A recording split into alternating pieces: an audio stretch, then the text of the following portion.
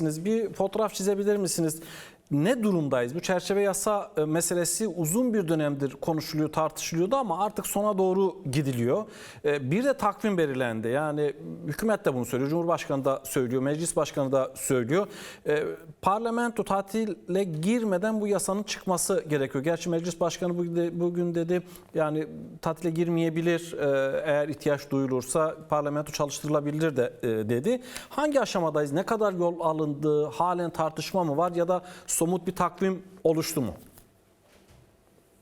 Tabii bunları birbirinden ayırarak konuşmak gerekiyor. Birincisi şu, siz hangi aşamadayız dediniz. Biz epey zamandır aslında kritik bir eşikte olduğumuzu söylüyoruz. Hatta bu eşiği hayati bir eşik olarak tanımladık son yaptığımız MYK'dan sonra. Neden? Çünkü biz bir geçiş hukuku yasası bekliyoruz artık. Sürecin buna ihtiyacı var. Böyle hani aşama olarak durağanlığı da aşmaya dönük bir çaba ve kalıcı bir çaba olarak görmek gerekiyor bunu. Çünkü kabul edelim ki nitekim bugün Cumhurbaşkanı Erdoğan'ın açıklaması da aslında bu durağanlığı teyit eden bir niteliğe de sahip, böyle bir içeriğe de sahip. Ne diyor Cumhurbaşkanı? Diyor ki temposunu arttıracağız, hızlandıracağız. Demek ki bu tempoda bir yavaşlama olduğu konusunda bir tespitte bulunabiliriz ki biz böyle bir tespitte bulunmuştuk. Bunu daha önce de ifade ettik. Ve İmralı heyetinin son olarak Sayın Öcalan'la yaptığı görüşme sonrasında yeniden hız kazanması için karşılıklı bir yoğun çabaya dönüşmesi gerektiğini ifade ettik bunun. Bir de bunun zeminine dikkat çekiyoruz en başından beri. Neresi zemini? Meclis. Bağlayıcılığı olan yerde orası, kolaylaştırıcı olabilecek yerde orası, sorumluluk üstlenmesi gereken yerde yasal düzenlemelerle ilgili orası. Dolayısıyla aşamayı durağanlıktan çıkaracak çalışmaların yoğunlaştığı bir dönemde olduğumuzu söyleyebiliriz, açıkça ifade etmek gerekirse. Çünkü hala soyut tartışmalardan bahsediyoruz. Somut hale gelebilmesi için bunların mecliste bir mesaiye dönüşmesi gerekir ve her siyasi partinin biliyorsunuz daha önce kurulan komisyona önerdiği raporlar vardı. Bir de bu siyasi partilerin raporlarının yanı sıra üzerinde mutabakata varılan bir ortak rapor vardı. O ortak raporda yapılabilecekler, yapılması gerekenler aslında ifade edilmiş vaziyette. Yani İçeriği biliyoruz. Evet, kamuoyunda çeşitli şekillerde tartışılıyor bu. Kimi adına çerçeve yasa diyor, kimi kod yasa diyor. İşte sürece dair bir yasal düzenleme deniyor. Ama esasında bunu şöyle ifade etmek gerekiyor. Nereden nereye geçiyoruz? Biz çatışmalı bir dönemden çatışmasız bir döneme geçişin demokratik zeminini oluşturma düzenlemeleri diyoruz buna. Yani geçiş hukuku yasasına ihtiyacımız var. Tam da bunu içeren, bunu kapsayan, bu nitelikte olan silahların tümden devre dışı kalmasını sağlayacak, demokratik siyaset alanına zemin oluşturacak ve bu içeriği karşılayabilecek bu dönemin ihtiyaçlarına uygun bir yasal düzenleme. Şimdi dünden daha iyi bir noktada olduğumuzu ifade edebileceğimiz yer şurası. Somut olmasa da söz önemli. Yani somut adıma henüz dönüşmemiş olsa da bir takvim açıklanmadı henüz. Ancak bir takvime ilişkin sözler söyleniyor. Biz diyoruz ki beklentimiz meclis bu dönem çalışmalarını ara vermeden bunun hızlı hayata geçirilmesi, DEM Parti olarak bunu ifade ediyoruz.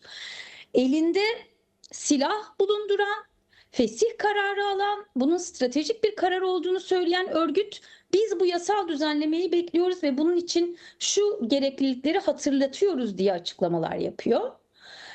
İlgili yetkililerin açıklamaları var. Sürecin ana aktörünün, baş muhatabının çok açık beyanları var. İlk günden beri, üstelik 27 Şubat 2025'te yaptığı çağrıdan bu yana bunu sıklıkla tekrar ediyor. Kamuoyuyla yazılı mesajlarıyla paylaşıyor İmralı heyeti aracılığıyla. Ancak bunlar henüz bir somut takvime dönüşmeden somut adım atıldı diyemiyoruz Erdalar. Mesele bu. Şimdi kamuoyunun bize dönük baskısı artacak Cumhurbaşkanı Erdoğan'dan sonra, açıklamasından sonra. Peki ne zaman? İşte Cumhurbaşkanı da söyledi. Meclis Başkanı da temennim bu yönlü dedi. Nitekim geçen dönemi hatırlattı Meclis Başkanı. Şöyle bir şey de söyledi. Geçen sefer dedi komisyon çalışmaları meclis ara vermiş olmasına rağmen devam etti. Demek ki meclisin ara vermiş olması istenirse bu yasaların yapılmasının önünde bir engel teşkil etmez. Biz tam olarak bunu bekliyoruz.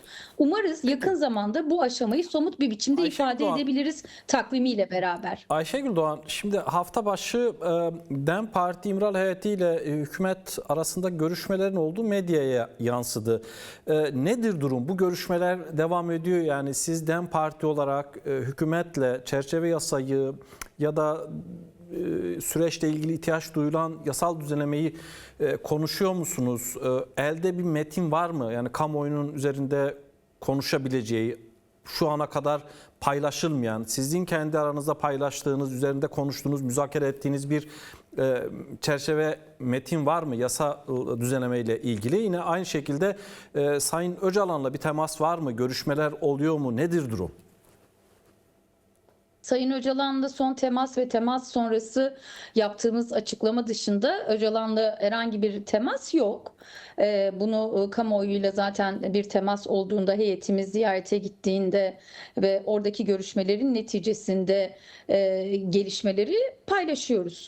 Ve son ziyaretten bu yana da henüz bir yeni görüşme olmadı. Ama ifade ettiğiniz gibi bizim de açıkladığımız üzere iktidar partisiyle bir temas oldu. İmralı heyetimiz aracılığıyla bir temas oldu. Ve bu temasın nedeni de bir konsensüs sağlama arayışı. Böyle bu yön çalışma tabii ki başladı. Bu geçiş hukuku yasası nasıl olacak? İçeriği, niteliği, dönemin ihtiyaçları, ortak komisyon raporunun bulguları bu doğrultuda nasıl bir ortak rapor hazırlanabilir? Çünkü bir uzlaşıyla bunun genel kurula gelmesinin ne kadar önemli olduğunu biliyoruz. Ayrıca bu sürece hız kazandırabilecek de bir şey, bir uzlaşının sağlanabilmiş olması. Dolayısıyla iktidar partisiyle yapılan görüşmeleri bir başlangıç olarak değerlendirmek gerekiyor. Bundan sonra akabinde yeni görüşmeler de olabilir. Diğer siyasi partilerle de görüşmeler yapılacak. Böyle bir planlama da var. Henüz zamanlaması netleşmedi. Yalnız bir taslak yok. Yani bir yasa taslağı var mı diye soruyorsunuz. Böyle bir yasa taslağı yok. Şu anda hali hazırda bir yasa taslağı yok. Her partinin var ya da yok, diğer siyasi partileri bilmiyoruz ama bizim bir hazırlığımız var elbette. Yani biz yıllardır bunun için mücadele ediyoruz. Biz yıllardır demokratik siyaset alanının genişlemesini istiyoruz. Bu genişleme için atılması gereken pratik adımlar, sorumluluklar nasıl olmalı? Hangi süre zarfında bunlar gerçekleştirilmeli? Yalnızca bunlar değil, akabinde bir takım reformlar yapılmalı. Türkiye'nin buna ihtiyacı var çünkü barışı ve demokrasiyi birbirinden ayıramazsınız, birbirinden ayrılmaz iki önemli noktadan bahsediyoruz. Bizim hazırlıklarımız var tabii ki. Bizim bu hazırlıklarımızı açıklamıyor olmamızın da bir nedeni var. Ya da bizim bu hazırlıklarımızı kamuoyuyla işte taslağımız budur, şu kadar madde içerir, şöyledir, böyledir. Bu kapsamda açıklamalar yapmıyor olmamızın temel nedenlerinden biri Sayın Öcalan'la süren görüşmeler var. Sonuçta kendi önerileri var. Yeni bir yol haritası son görüşmede ortaya koyuyor ve bu yol haritasına uygun bir takvimlendirme yapmanın neden önemli olduğunu da altını çiziyor. Bölgesel gelişmelerin altını çiziyor. Toplumsal beklentinin, beklentide kalmanın, beklentili halin yaratabileceği risklerin altını çiziyor. Tüm bunların da artık bu yasal düzenlemelerle ilgili hızlı adım atmayı gerektirdiğini söylüyor. Yine kendi ifadesiyle söylemek gerekirse bu yasanın demokratik dönüşümün kök hücresi olması gerektiğini ifade ediyor. Yani kök nedenleri, en dipte yatan nedenleri ortadan kaldıracak bir başlangıç adımı gibi düşünülmesini öneriyor. Bunlar zaten yeteri kadar ipucu içeriyor. Nasıl bir taslağa ihtiyacımız olduğuna ilişkin. Tabii ki böyle bir yasal düzenleme bir çırpıda Kürt meselesini çözmeyecek. Bunu da bilmemiz gerekir. Yani bir yasal düzenleme ile Kürt meselesini ortaya çıkaran en dipteki bütün nedenleri çözme imkanı hali hazırda görünmüyor. O yüzden biz bunun yeni bir mücadele dönemi olduğu ve bunun bir başlangıç adımı olarak önemli olacağını düşünüyoruz. Şimdi Nasıl başlarsanız biraz da öyle ilerler. Bu doğru. yasal Peki düzenleme de bu sizin yasal düzenleme de bu sürecin aynası olacak bir nitelik taşıyacaktır. sizin Buyurun. önermeniz nedir? Hükümete baktığımızda hükümete yönelik şu eleştiriler yapılıyor. Yani bu sürece daha çok böyle güvenlik perspektifiyle bakıyorlar.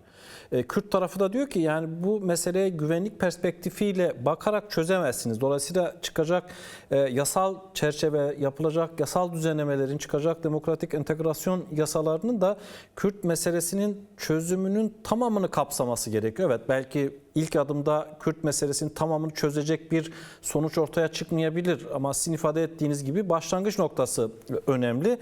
Bunu da göz önünde bulundurduğumuzda parti olarak nasıl bir yasal çerçeveye ihtiyaç duyuluyor?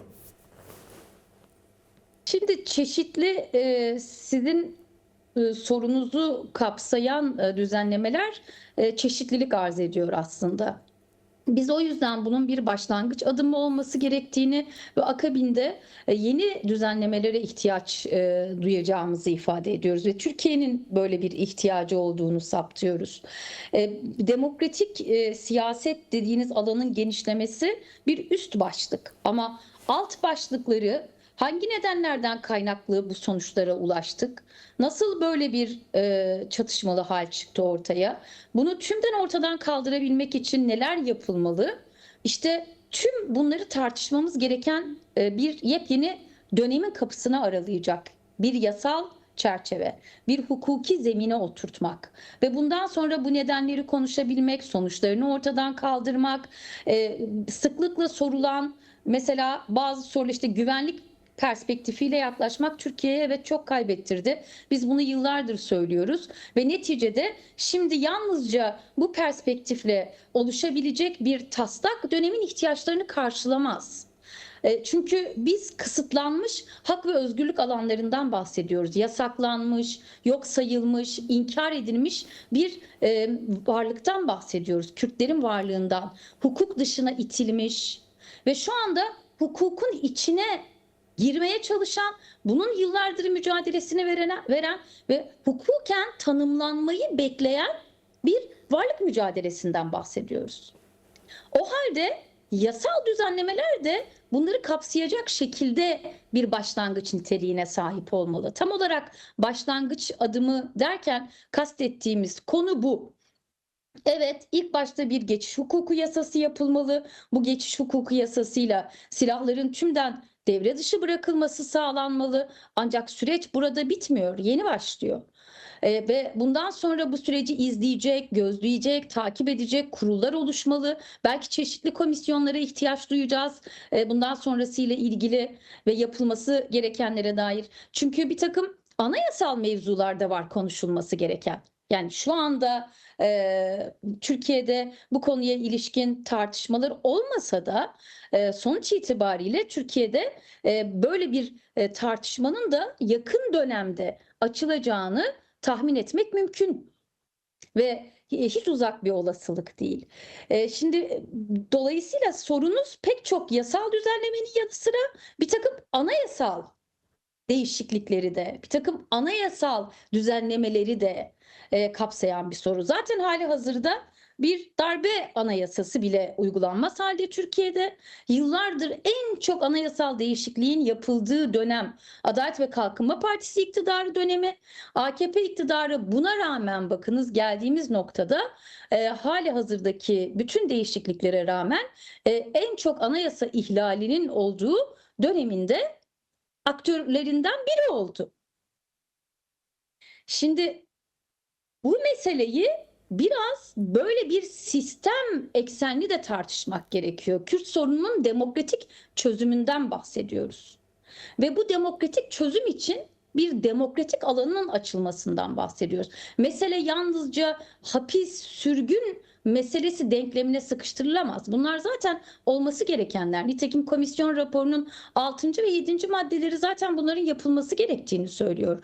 Himayeme kararlarının uygulanmasından tutun da bugüne kadar yapılabilecek pek çok konuya kapı aralıyor. Bunlar büyük oranda Türkiye'ye soluk aldırabilecek ve yeni tartışma konularının önünü açabilecek gelişmeler olabilirdi. Şu ana kadar onlar da gerçekleştirilmedi, onlar da yapılmadı. Şimdi geçiş hukuku yasasıyla mesela işte silahlarını bırakan örgüt mensupları neden dönmediler tartışması yapıldı değil mi 11 Temmuz sonrası?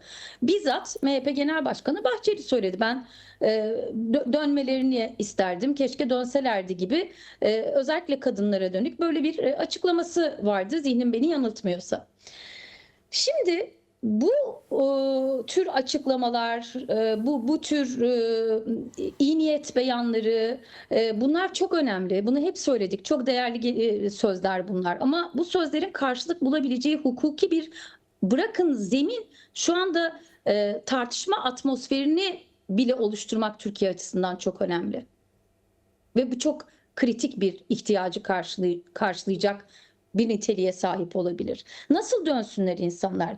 Döndükleri zaman tutuklanmayla karşı karşıya kalacaklar. Ve döndükleri zaman dönüşlerini karşılayabilecek hiçbir yasal çerçeve yok. Bir önce onu oluşturalım. Ondan sonra da bununla birlikte bu meseleyi ortaya çıkaran nedenleri konuşmaya başlayalım.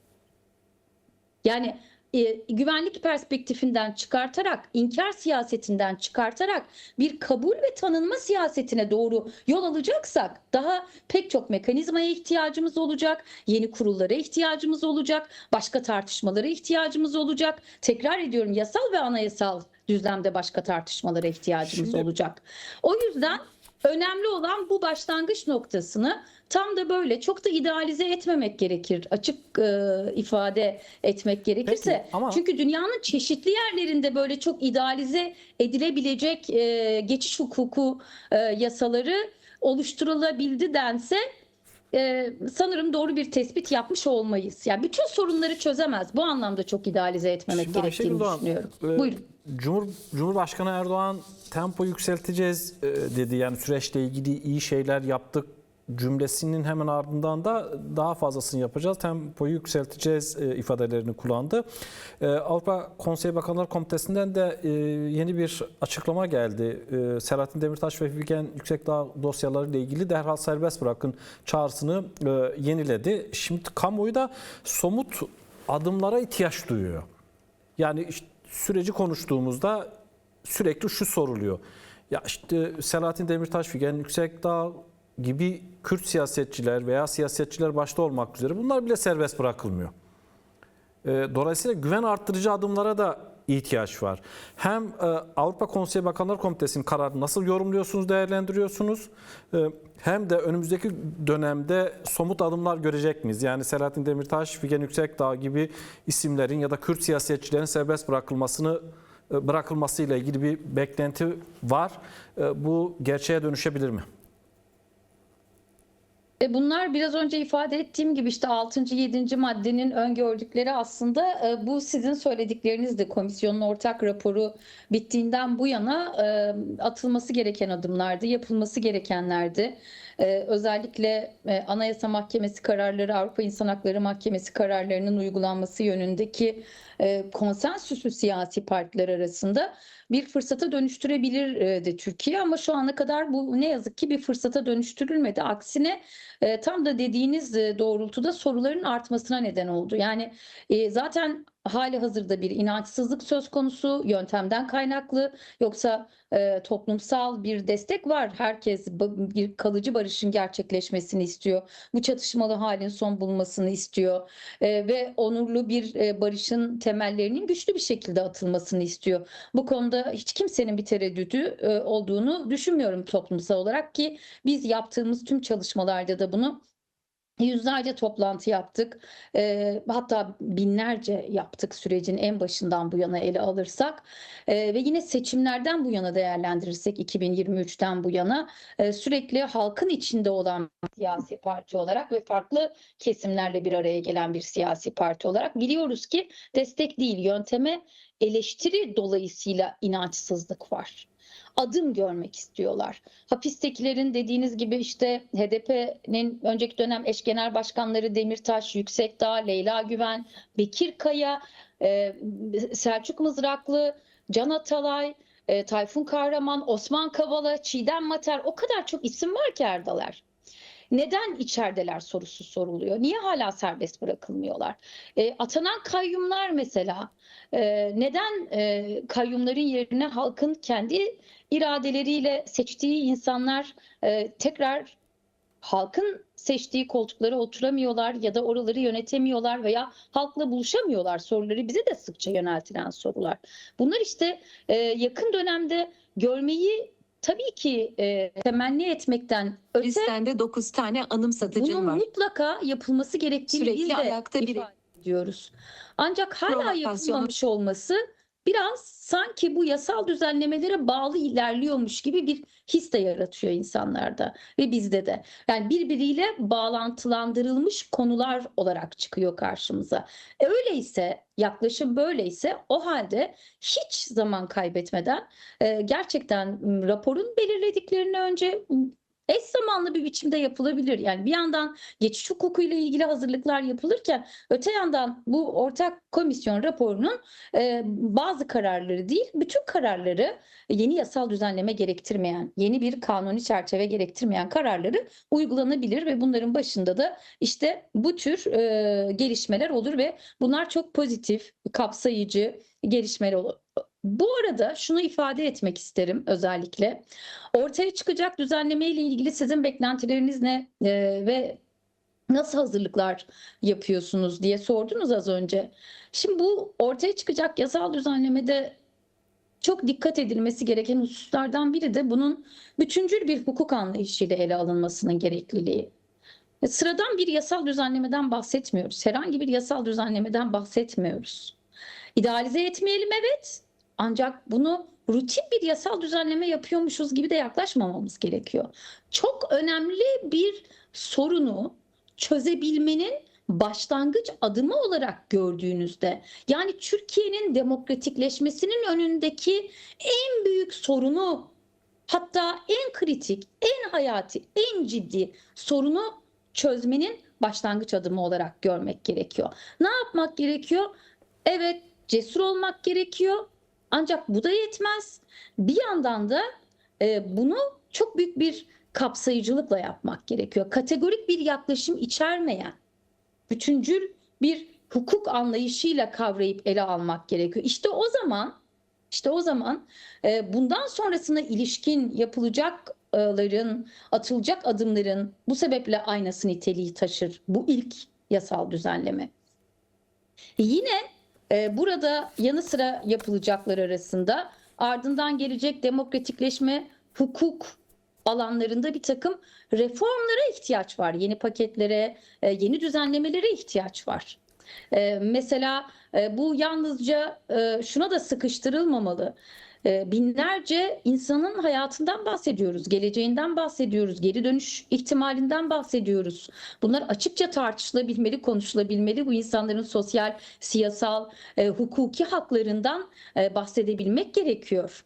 Ve bunların nasıl gerçekleştirilebileceğini konuşabilmek gerekiyor. Bu Bir şey süre sormak boyunca istiyorum. ortaya çıkabilecek riskleri öngörebilmek ve bununla ilgili proaktif bir siyaset geliştirebilmek Bununla- gerekiyor. Buyurun. Bu konuştuğunuz konuyla ilgili bağlantılı bir şey sormak istiyorum. Bugün bu Avrupa Konseyi Bakanlar Komitesi 9-11 Haziran'daki toplantısında Yüksekdağ ve Demirtaş'la ilgili bir karar ya da daha önce alınan kararı yeniden hatırlattı. Umut Hakkı'nı gündeme almadı ama sonraki toplantılarda bunu gündeme alacağız dedi.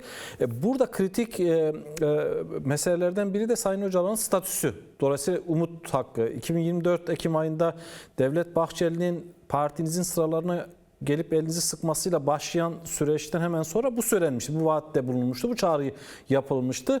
Bu konuda bir gelişme var mı? Ne öngörüyorsunuz? Beklentiniz nedir? Ya da somut bir adım görecek miyiz?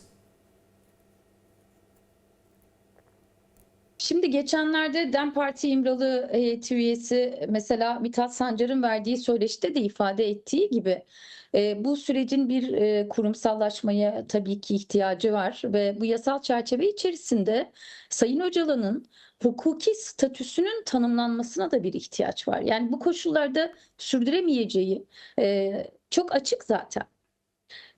bu kadar önemli bir rol üstlenen, bu kadar önemli bir sorumluluk üstlenen ve hemen her defasında da bu sürecin önünü açma, hızlanmasını sağlama çabasında olan bir aktörün toplumla bir kere doğrudan temas edebilmesi gerekiyor. Temas edebilmesinin kanallarının oluşturulması, yollarının açılması gerekiyor. Bunun hala 2 yıldır sağlanamamış olması, farklı kesimlerle temasının, farklı siyasi partilerle temasının sağlanmamış olması, hala bir gazetecinin doğrudan kendisine bir soru yöneltememiş olması. Bakınız bugün Van Barosu başvuru yapmış mesela. Kendisiyle görüşmek istediğini söylemiş yaptığı başvuruda.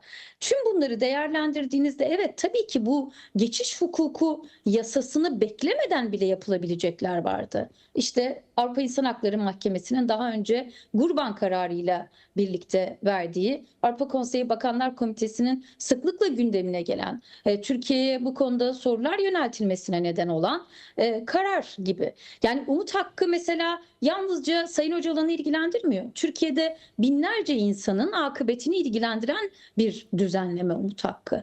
Bu açıdan baktığımızda çok ciddi bir insan hakkı ihlali. Ve böyle değerlendirdiğimizde zaten içinden geçtiğimiz süreçte adı barış ve demokratik toplum olan, şiddetsiz bir Türkiye yaratmak isteyen, iddiası böyle olan herkesin bu konularda zaten talepkar olması gerekiyor. Yani bunlar yalnızca DEM Parti'ye kalmamalı, DEM Parti'ye havale edilen veya iktidarın ajandasına havale edilen ya da işte yalnızca iktidar ve DEM Parti denkleminde tartışılmaya çalışılan konular değil bunlar. Türkiye'nin temel problemlerinden bahsediyoruz. En az 100 yıldır süren, pek çok farklı kesimin de muzdarip olduğu ve hatta bunun gadrine uğradığı, tam da bunun için bir çıkış öneriyor. Hem Sayın Öcalan hem bu sürecin beraberinde getirebileceği pozitif etkiler. Yani biz negatif barıştan pozitif barışa geçebilirsek tüm bu hava bambaşka bir yere evrilir ve gerçekten hep birlikte soluklanmış oluruz.